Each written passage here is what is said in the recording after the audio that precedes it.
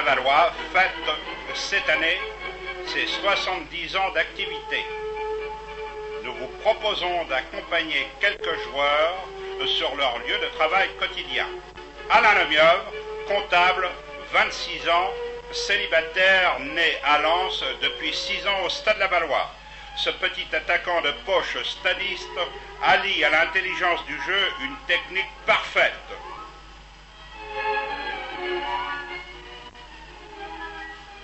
Jacques L'Huissier, instituteur, 24 ans, marié, né à Laval.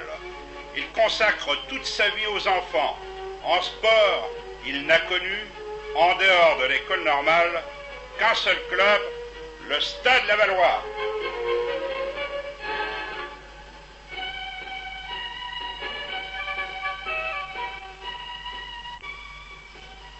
Alain Dégage, employé de banque, 27 ans, marié, 2 enfants, nés à Votorte. Apporte à sa profession la probité et le sérieux qui le caractérisent. Il n'a porté qu'un seul maillot, celui du Stade Lavallois. Serge Lugier, 25 ans, marié, 3 enfants, né à Cayenne, soudeur dans l'une des principales usines lavalloises, ne bénéficie d'aucun régime de faveur.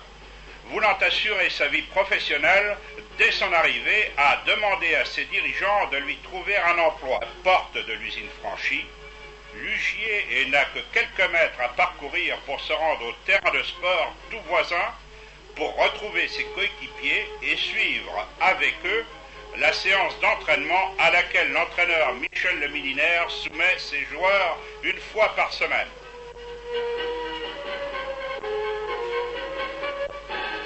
Après un échauffement préparatoire, la séance se poursuit par le jeu au poste, s'adressant particulièrement aux gardiens de but et aux attaquants.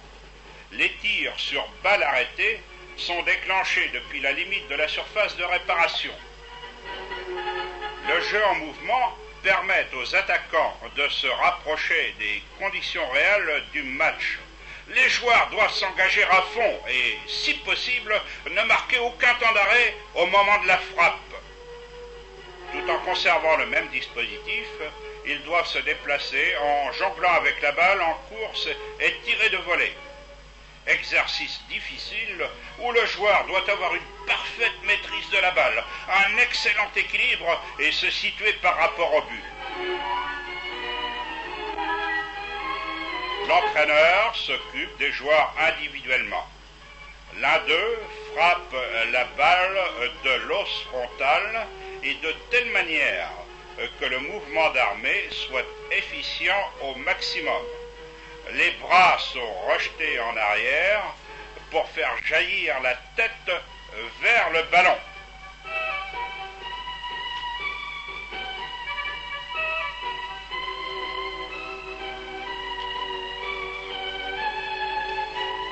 Les joueurs partent de la ligne médiane, l'avancante lance l'ailier qui simule le débordement et de la ligne de but centre en retrait sur l'avant-centre qui tire.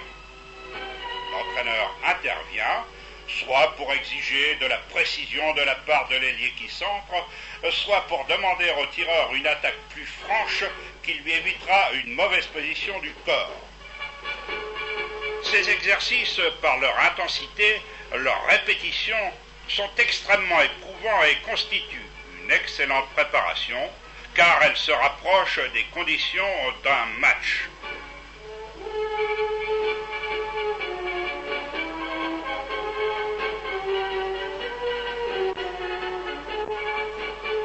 Ici, Parc municipal des sports du Mans, 23 janvier 1972, 32e finale de la Coupe de France.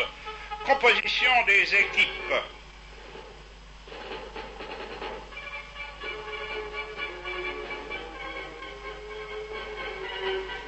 Rennes, Cardiet, Aubourg, Cosnard, Sédolin, Kiosta, Carusoré, Terrier, Garcia, Lenoir, Bétac, Guermeur, Toublanc.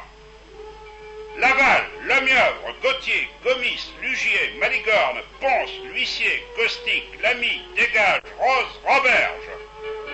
Ce match va se terminer sur un résultat nul 2-2 après des péripéties que ne sont pas prêts d'oublier les supporters des deux camps, ni même les spectateurs neutres.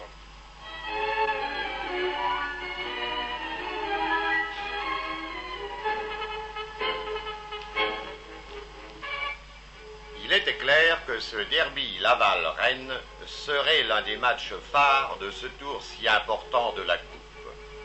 Rennes, en effet, étant à ce moment l'une des meilleures équipes professionnelles françaises.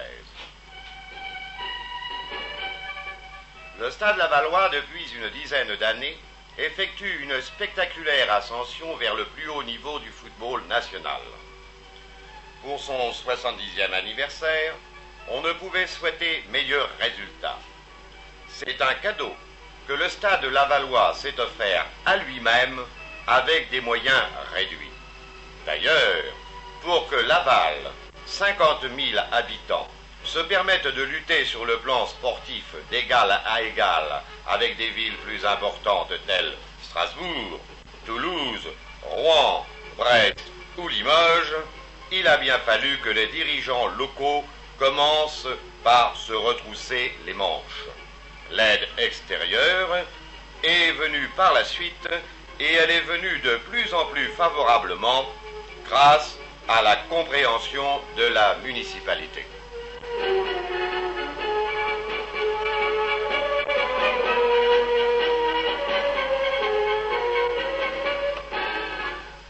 Pour en revenir au plan strictement sportif, disons que le Stade Lavallois n'a pas eu jusqu'ici beaucoup de chance en coupe et n'a jamais pu franchir le cap des 32e de finale.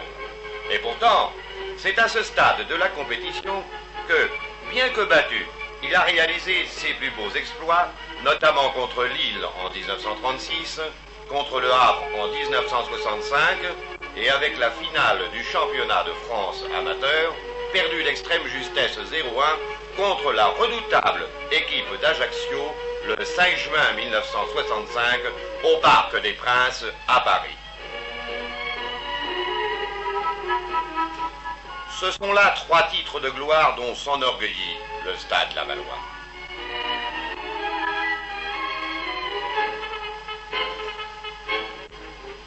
En pénétrant sur le terrain le 23 janvier dernier, les joueurs stadistes ne se doutaient pas qu'ils allaient dépasser ces 3 exploits et que leur match contre Rennes prendrait désormais jusqu'à nouvel ordre le numéro 1 dans les annales du stade.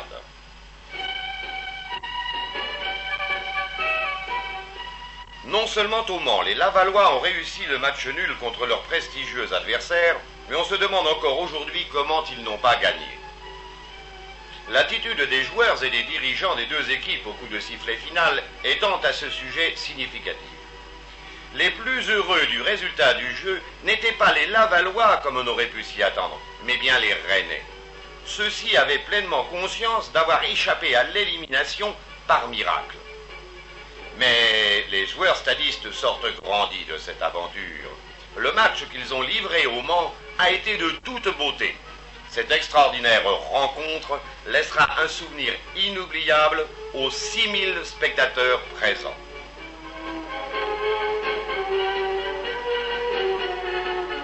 Le plus bel éloge adressé ce jour-là aux Lavallois, c'est Prouf, l'entraîneur rennais qui en est l'auteur. Sans exhortation, avec au contraire toute l'apparence de la plus grande conviction, il déclarait en effet: Laval possède une équipe meilleure que celle de beaucoup de clubs de première division nationale que nous rencontrons habituellement en championnat. Un peu plus tard, alors que les dirigeants lavallois lui proposaient de disputer à Laval à cause de la recette le match à rejouer à la suite du résultat nul, il affirmait: Sûrement pas! Vous êtes aussi bons que nous, vous l'avez prouvé aujourd'hui, et aller vous rencontrer chez vous serait pour nous la pire imprudence.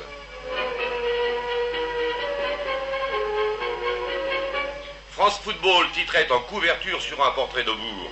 Il en tremble encore. C'est que le Stade Lavallois a au Mans, comme avant le Mans ou après, montré un chatoyant aspect du football.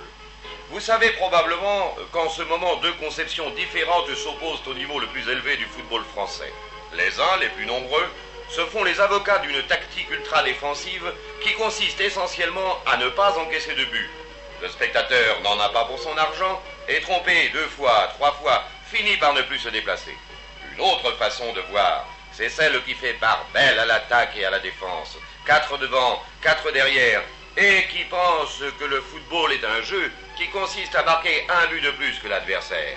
Bien sûr, cette tactique ne peut être valable qu'à la condition d'avoir chez les exécutants un fond technique certain, mais aussi qu'elle régale quand tout tourne rond. Les 90 minutes passent vite et le spectateur conquis a du mal à quitter son siège. Lui, il reviendra.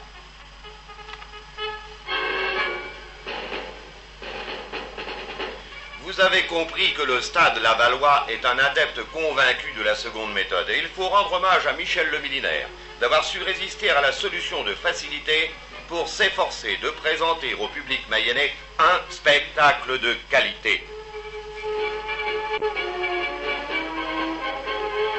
D'ailleurs, les chiffres parlent. La moyenne des spectateurs pour les matchs de championnat disputés à Laval dépasse nettement le chiffre de 3500. La qualité du football pratiqué par le Stade Lavallois en est bien la raison profonde.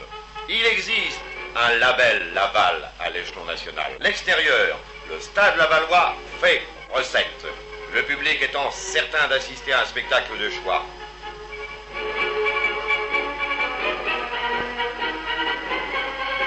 Mais le football au Stade Lavallois, ce n'est pas seulement l'équipe première, c'est aussi 3 équipes seniors, 10 équipes de jeunes jouant régulièrement tous les dimanches dans leurs championnats respectifs. C'est encore une centaine de benjamins et de poussins entre 10 et 13 ans envahissant les mercredis et les jeudis tous les terrains disponibles.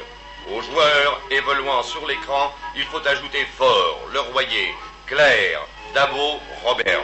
Il faudra également prochainement compter sur les jeunes espoirs tels que Sablé, Plessis, Roqueton. C'est d'ailleurs une des vocations du Stade Lavallois que de s'intéresser de très près aux jeunes talents pour les amener progressivement à leur plein épanouissement.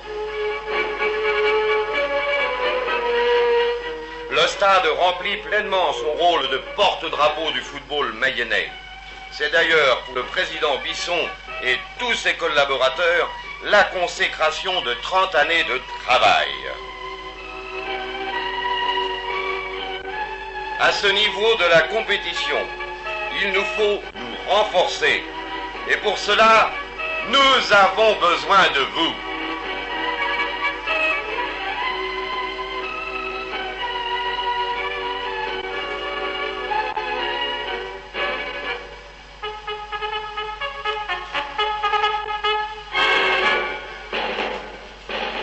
Adhérez au club des supporters. Participez au concours de pronostic des sociaux. Gagnez le mini-vélo du match. Devenez membre actif. Devenez membre d'honneur. Soyez un associé.